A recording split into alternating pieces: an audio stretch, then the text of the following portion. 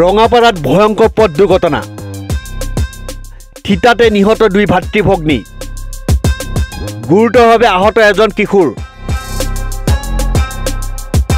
ৰঙৰ উৎসৱ হোলীৰ আনন্দ উল্লাসৰ মাজতে ৰঙাপাৰাত সংঘটিত হয় এক ভয়ংকৰ পথ দুৰ্ঘটনাত থিতাতে নিহত হয় ককায়েক ভনীয়েক আৰু আহত হয় এজন কিশোৰ পথ দুৰ্ঘটনাত নিহত হোৱা দুজন আমিৰ কানহা আৰু মইনী ভূমিজ বুলি চিনাক্ত কৰা হৈছে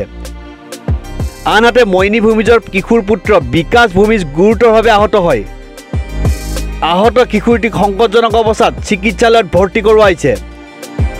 জানিব পৰা মতে AS12Q9974 নম্বৰৰ মটৰচাইকেলেৰে নিজ ঘৰলৈ গৈ থকা অৱস্থাত ৰঙাপাৰা বৰজুলি চাহ বাগিচাৰ কলঘৰৰ ওচৰত AS12AC1891 নম্বৰৰ বলেৰো পিকআপ গাড়ীখনে প্ৰচণ্ড জোৰত খুন্দা মৰাৰ ফলতে সংঘটিত হয় এই ভয়ংকৰ পথ দুৰ্ঘটনাটি পথ দুৰ্ঘটনাত নিহত আমিৰ কানাহাৰ ঘৰ সোণাজুলি গ্ৰান্টৰ 10 নম্বৰ লাইনত আৰু মইনী ভূমিজৰ ঘৰ অৰুণাচল প্ৰদেশৰ চেপ্পাত আমিৰ কানাহাৰ নামৰ যুৱকজনে অৰুণাচলৰ চেপ্পাৰ পৰা অহা ভগ্নী আৰু ভাগিনীয়েকক বাইকত উঠাই লৈ ৰঙাপাৰা চহৰৰ পৰা নিজ গৃহ অভিমুখে গৈ থকা অৱস্থাতে দুৰ্ঘটনাটো সংঘটিত হয়